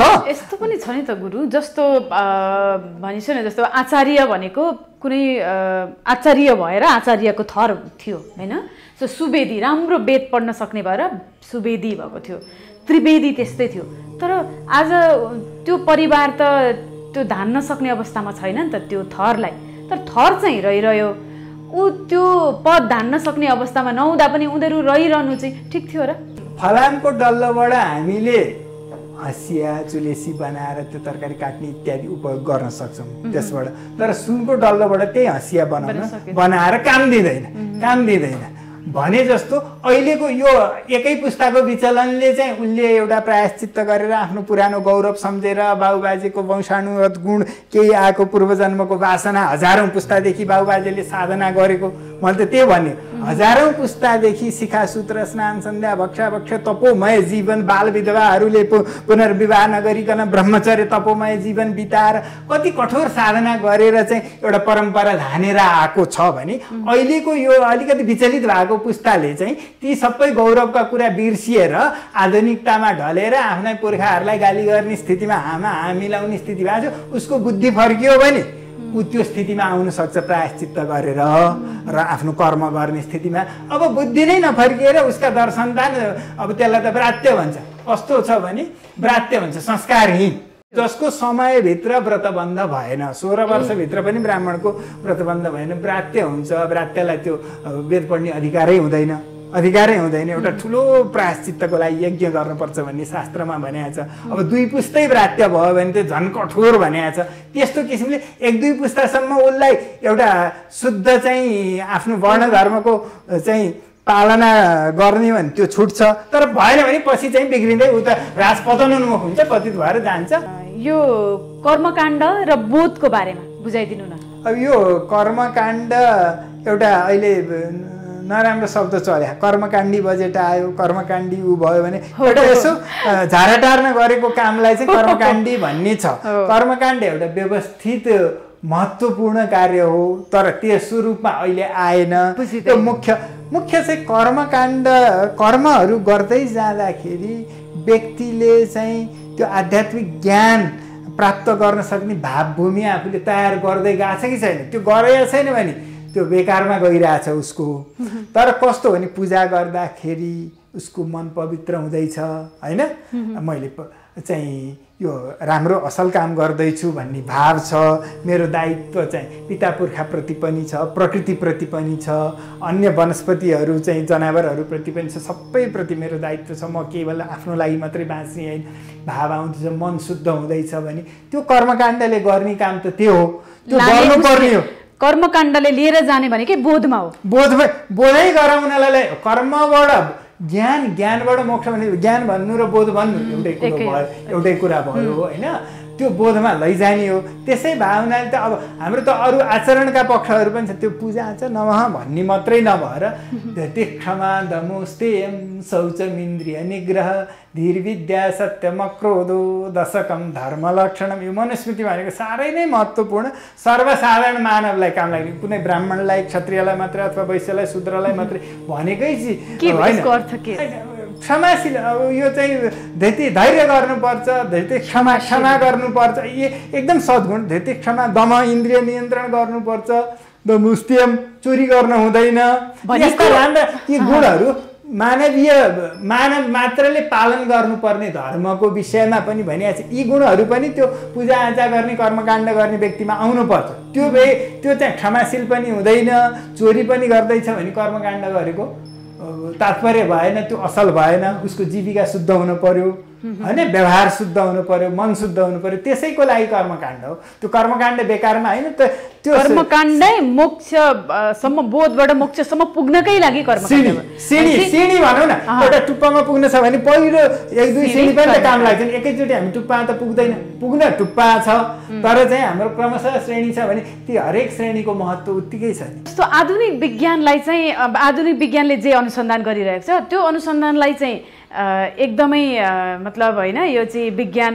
वैज्ञानिक भन्ने तर पहिल्यै वेदकालीन अवस्थामा गरिएको अनुसन्धान चाहिँ रूढिका रूपमा बुझ्ने चलन छ के यस्तै हो र अब यो त अब गम्भीरतापूर्वक वेदाङ्गादि शास्त्रको अध्ययन नगरिकन चाहिँ भन्न नसकिने अथवा त्यसमा आत्मविश्वास नहुने स्थिति हुनसक्छ वेदमा बताएका ऋषिहरू नै वैज्ञानिक हुन् अब एउटा मैले भन्नुपर्दा ऋषिहरू एक ऋषिहरू वैज्ञानिक हुन् उनीहरूको दिव्य चक्षु यहाँ चाहिँ प्रयोगशालामा परीक्षण गर्न पर्थ्यो उनीहरूको दिव्य चक्षुले त्यो चाहिँ साक्षात्कार गरेको छ त्यो ज्ञान विज्ञान र ती कुराहरूलाई चाहिँ त्यो साक्षात्कार आफै गर्न नसक्ने दोस्रो स्तरका दोस्रो दर्जाका ऋषिहरूलाई उनीहरूले उपदेश गरेर मन्त्रमा दिएका छन्। अब त्यसलाई त्यसरी बुझ्दा त हामीले अहिलेको विज्ञानको अनुसन्धान चाहिँ एकछिनको छ, क्षणिक छ, होइन होइन भनेर भन्न सक्छ। एकछिनपछि धेरै अनुसन्धान गर्यो त्यही कुरामा, कैयन कुरा त्यस्ता भएको छन् त्यो विज्ञानका व्यक्तिहरूले बुझ्नु भए पनि होला। कतिपय अनुसन्धान कस्ता भएको छन् भने पहिला यसो अनुसन्धान गरे हो रहेछ के अरे यस्तो रहेछ के अरे भनेर भनियो, अनि धेरै अलि लामोसम्म अनुसन्धान गर्न जाँदा त यसले त यता हानि गरेन चाहिँ यता यस्तो हुने चाहिँ यसले त यस्तो मिलेन भनेर फेरि अर्को त्यसको परिणाम आएको पनि छ। भने अल्पकालिक अल्पकालिक स्थिति पनि छ। अब यो अब चाहिँ कोरोनाकै चाहिँ खोपको विषयमा चाहिँ कैयन विवाद छ। यो अल्पकालमै विकसित भयो, अल्पकालमा विकसित हुँदा यसका थुप्रै चाहिँ पार्श्व प्रभावहरू, साइड इफेक्टहरू छन्, नराम्रा छन् भने त्यो देखियो पनि भनिन्छ होइन। विज्ञानले गरेका कुरा सबै सही हुनु भन्ने कुरा होइन। हाम्रा ऋषिमुनिहरूले भनेका आहार विहार ब्रह्मचर्य निद्राको सही किसिमले गरेरै चाहिँ आफ्नो शारीरिक स्वास्थ्य राख्नु चाहिँ एकदमै वैज्ञानिक छ। अब चरक संहिता, सुश्रुत संहिता चाहिँ अष्टाङ्ग हृदयमा भनेका कुन चाहिँ अहिले विज्ञानले चाहिँ परीक्षण गर्दा चाहिँ गलत साबित गरेको छ एउटा पनि ऊ छैन, रेकर्ड छैन, त्यसको अभिलेख छैन भने हाम्रा चाहिँ विज्ञानका कुराहरू चाहिँ शाश्वत रहेछन्। शाश्वत कुराहरू यी चाहिँ क्षणिक हुन्, कुनै चाहिँ अब ठिकै होलान्, कुनै चाहिँ फेरि त्यो यसमा पनि संशोधन आउला, त्यस्तो स्थिति हो। त्यो हामीले बुझाउनु पर्छ। अहिले हाम्रो पाठ्यक्रममा भएन क्या, हाम्रो पाठ्यक्रमै चाहिँ के भने पुराना कुरालाई रूढी भन्ने अनि नयाँ कुरालाई चाहिँ एकदम वैज्ञानिक भन्ने किसिमले शिक्षामै संस्कार, गलत संस्कार हालिदिए हुनाले त्यस्तो भयो। अलिक फरक क्वेसन गरेँ गुरु, जस्तो हजुरकै धर्मशास्त्रमा वैदिक शास्त्रमा महिलाको सम्पत्तिमा महिलाको अधिकार समथिङ यस्तै के बुक छ हजुरको, मतलब यो पुस्तक बजारमा छ।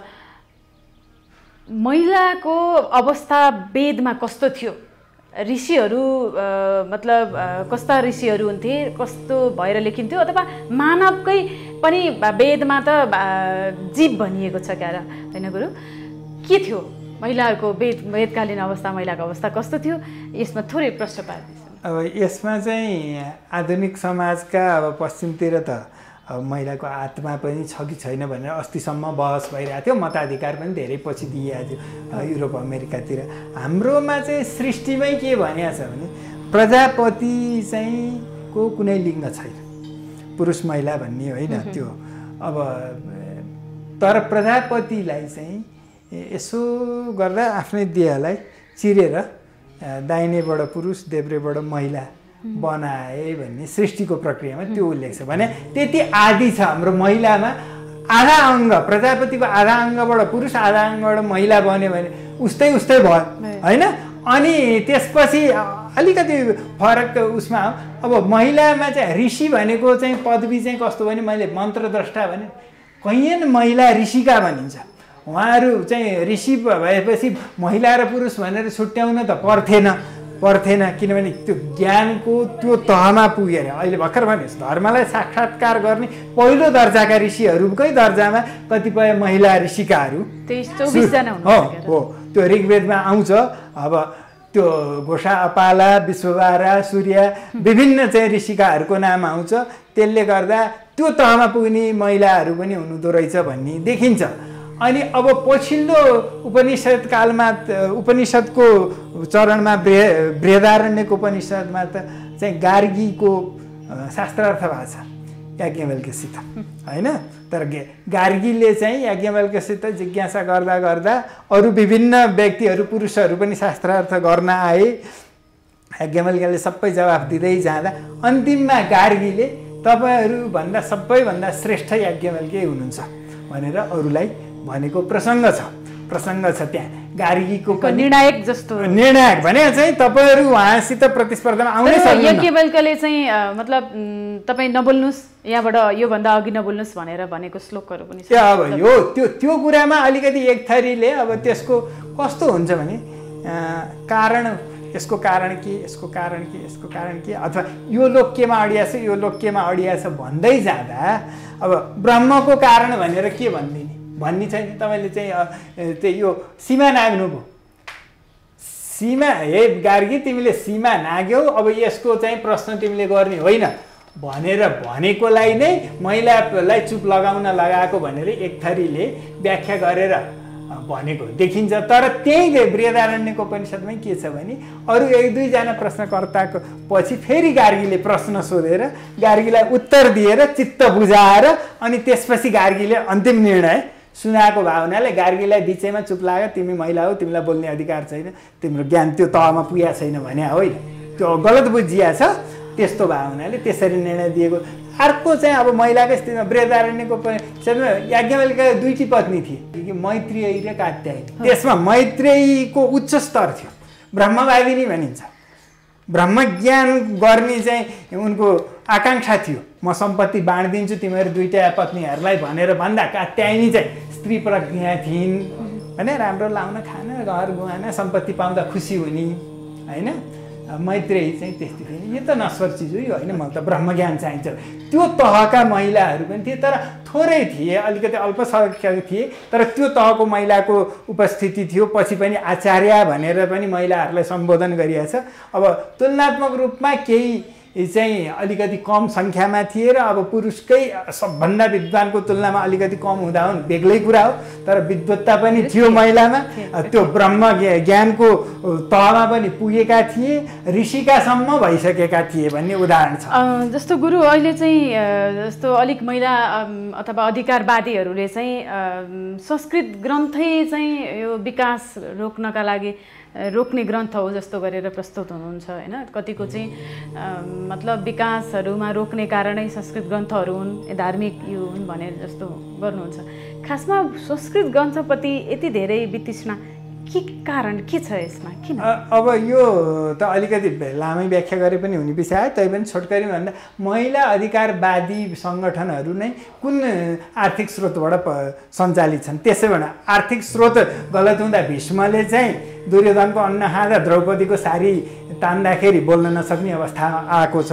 अब यो महिला अधिकारवादी मानव अधिकारवादी अब युरोपियन युनियनका अरू अमेरिकाका अरू चाहिँ विभिन्न विदेशी बाह्य संस्थाहरूका आर्थिक चाहिँ सहयोगले सञ्चालित भएको व्यक्तिले यथार्थ बोल्न सक्दैनन्। उनीहरूले चाहिँ यो विदेशी विधर्मीकै चाहिँ यो विषयहरूलाई प्रस्तुत गरेका हुन्। उनीहरू चाहिँ के चाहन्छन् विदेशी विधर्मी भने चाहिँ हाम्रो धर्म संस्कृति परम्परा मिलिजुली गरेर दाम्पत्य जीवन बिताएको सबैमा असहिष्णु भएर त्यसलाई चाहिँ भङ्ग गर्ने उद्देश्यले आएका छन्। त्यो महिला अधिकारवादीहरू सशक्त हुँदा नै यहाँ हाम्रो विवाह विच्छेदको प्रतिशत पनि बढेर गएको छ। उनीहरूको त एक एक सफलता नै त्यही हो जस्तो भएको छ। हाम्रो त के छ भने अलिकति पत्नी कर्कशा भए पनि सहनु भन्ने छ शास्त्रले। पत्नी कर्कशा भइन् मुख फर्काइन् भने पनि सहनु भनेको छ, पति पनि त्यस्तै पनि पतिव्रता हुनु भने मिलेर बस्नुलाई भनेको छ। अमोक्षो धर्म विवाह नाम कौटल्यको अर्थशास्त्र जस्तो एउटा अर्थशास्त्रको ग्रन्थले समेत धर्म विवाह चाहिँ विच्छेदै हुँदैन, अमोक्षो धर्म विवाह नाम भनेर यसरी जोडेर राखेको। र कतिपय चाहिँ वास्तविक युरोपियनहरूले त लेखेका छन् हिन्दू समाजको विवाह चाहिँ साह्रै राम्रो छ, पति पत्नीको सम्बन्ध सुदृढ छ, यहाँ जस्तो चाहिँ क्षणभङ्गुर नश्वर अहिले छ एकछिनपछि छैन, के हो भरोसै छैन। त्यसमा जीवन कसरी सुखमय हुन्छ, कसरी छोराछोरी हुर्किन्छन् जन्मिन्छन्, तिनले के संस्कार लिन्छन्, तिनले पितामातालाई गर्ने व्यवहार हाम्रो त मातृदेवो भव पितृदेवो भव भनेर सिकाएको छ होइन। पितामह हाम्रो त सम्बन्ध छ, एउटा पितामहको काखमा चाहिँ नाति हुर्किने स्थिति छ। त्यो सम्बन्धलाई भत्ताभुङ्ग पार्ने विदेशीको चाहिँ विषय लिएर बोलिएका कुरालाई त यो त्यही रूपमा हामीले लिनुपर्छ। त्यो गहन विषय होइन। हाम्रो त संस्कृतका चित्त धेरै शाश्वत छन्। त्यस विषयमा त मैले वैदिक धर्मशास्त्र र सम्पत्तिमा महिलाको अधिकार भन्ने पुस्तकमा वेदका ऋचाहरू मनुस्मृतिका श्लोकहरू उनीहरूको जस्तो उडन्ते होइन यसो भनेको छ भने त्यसका व्याख्या गर्दै गर्दै गर्दै मैले धेरै प्रमाण दिएर त्यो लेखेको छु। त्यसमा अलिकति विचारशील महिलाहरूले समेत चाहिँ तपाईँले चाहिँ अलिकति तटस्थ भएर लेख्नु रहेछ भनेर भनेका छन्, अलि तटस्थ खालका महिलाहरूले। अब पूर्वाग्रही महिलाहरूलाई त त्यहाँ सबै उल्टै देखिन्छ, किनभने त्यो हाम्रो धर्म संस्कृतिको कुराहरू नै मन पर्दैन त्यस्तो छ। त्यही रूपमा लिनु पर्यो हामीले। गुरु, हामी कार्यक्रमको लगभग अन्त्यतिर छौँ। म हजुरलाई थोरै हजुरको मतलब कुनै एउटा शब्द मैले भन्दाखेरि हजुरको बोधमा के आउँछ त्यो जवाफ दिनु होला। छोटोमा दिए हुन्छ, व्याख्या गरे पनि हुन्छ, तर यो छुट्टै यसको भाग भएर मैले गरिहालेँ। जस्तो बुद्ध अन्तिममा म अन्तिम भइसकेको छैन, यो कार्यक्रमको बिचै भाग हो। त्यसमा छोटोमा जवाफ दिनु होला, अथवा छोटोमा हजुरको बोधमा के आउँछ यो शब्द भन्दा त्यही भनिदिनु। कुनको हो यहाँले सोध्नु होला? बुद्ध। बुद्ध भने बुझेको भन्ने हो, ज्ञान भएको। सन्यासी सम्पूर्ण कुरा त्याग गरेर केवल आत्मज्ञान मात्रै लक्ष्य भएको व्यक्ति। दुर्गा चाहिँ अब शक्ति चाहिँ त्यो खराब तत्त्वलाई नाश गर्ने शक्ति भन्ने आउँछ मलाई। ब्राह्मण भन्दाखेरि वेद, सदाचार र तपस्याको लागि जन्मिएको चाहिँ जाति। डोली चाहिँ यो विवाहको प्रसङ्गको डोली त साह्रै महत्त्वपूर्ण लाग्छ मलाई। डोलीमा चढिएकी चाहिँ वधुलाई चाहिँ राजाले र स्नातकले समेत बाटो छोड्नु भनेको छ। आमा चाहिँ त्यसलाई त अब कस्तो छ भने उपाध्याय भन्दा 10 गुणा बढी आचार्य। वेदाङ्गको कुनै एकदेश पढाउनेलाई उपाध्याय भनिन्छ, उपनयनपूर्वक साङ्गोपाङ्ग वेद पढाउनेलाई आचार्य भनिन्छ। उपाध्यायदेखि 10 गुणा बढी आचार्य भन्दा 100 गुणा बढी पिता भन्दा 1000 गुणा ठुली आमा, गौरवपूर्ण भनेर चाहिँ मनुस्मृतिमा भनेको छ। मनुस्मृतिलाई महिलाहरूले गाली गर्नुहुन्छ त, मनुस्मृतिमै भनेको छ त्यो पिताभन्दा पनि 1000 गुणा ठुली चाहिँ आमा। अब कृष्ण चाहिँ यो भनिएको छ, कृष्णले चाहिँ यदा यदा हि धर्मस्य ग्लानिर्भवति भारत अभ्युत्थानम् धर्मस्य तदात्मानं सृजाम्यहम्। धर्म स्थापनको लागि एउटा अवतार भएका महापुरुष। मृत्यु अवश्यम्भावी छ, तर आत्मा मर्दैन भनेर हामीले त्यसलाई चाहिँ सामान्य रूपमा लिनुपर्छ। अब सुरको उल्टो असुर चाहिँ खराब प्रवृत्ति। नटराज भन्दा हामीले महादेव बुझ्छौँ, र एउटा महादेव चाहिँ हाम्रो के छ भने आदि शक्ति, सम्पूर्ण विद्याको पनि सृष्टि सबै कुराको पनि आदि शक्ति। तर त्यो शक्ति पार्वतीसित मिलेर मात्रै सशक्त भएको चाहिँ एउटा हाम्रो देवतत्व। लगभग हामी कार्यक्रमको अन्त्यतिर आइसकेका छौँ। अब 1-2वटा प्रश्न गरेर कार्यक्रम सक्यौँ। खासमा वेद पढेको मान्छे र नपढेको मान्छेमा के फरक हुन्छ? अब हुन्छ भन्दा पनि हुनुपर्छ भन्न पर्ने भयो, किनभने हुन्छ त अब वेद पढेको छु भन्ने व्यक्तिमै धेरै फरक नदेखिएपछि अब के हुन्छ? साँच्चैको वेद पढ्यो र त्यो अनुशासन व्रतमा पनि बसेर पढ्यो र त्यसलाई वेदको मर्मलाई पनि बुझ्यो भने चाहिँ उसको चाहिँ एउटा मनुस्मृतिमै श्लोक छ, नाभिनन्देत मरणम नाभिनन्देत जीवितम कालमेव प्रतीक्षेत निदेशो भृतकं यथा निदेशम भृतको यथा भनेको छ। भनेको के भने त्यो जीवनलाई चाहिँ एकदम ल किन बाँच्न पाएँ भन्ने त्यो अभिनन्दन त्यसलाई पनि नगरोस्, मृत्युलाई पनि अभिनन्दन, मर्न पाए हुन्थ्यो दुःखमा आएर चाहिँ भन्ने पनि नभए एउटा कर्तव्य पालन गर्ने व्यक्तिको रूपमा हुन्छ।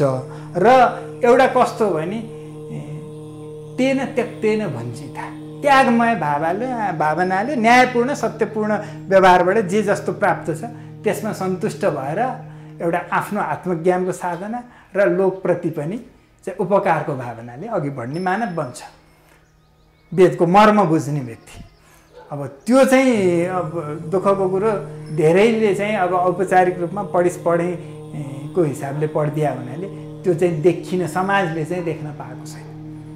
धन्यवाद गुरु, कार्यक्रममा आइदिनु भयो। यति गहन बहस हामी गर्न पायौँ। खासमा त म यहाँ बसेर यति धेरै कुरा, म यही विषयलाई धेरै वर्षदेखि हेर्दै रहेको भएर पनि धेरै सिक्ने मौका पाएँ। धेरै धेरै धन्यवाद। सम्यक संवाद।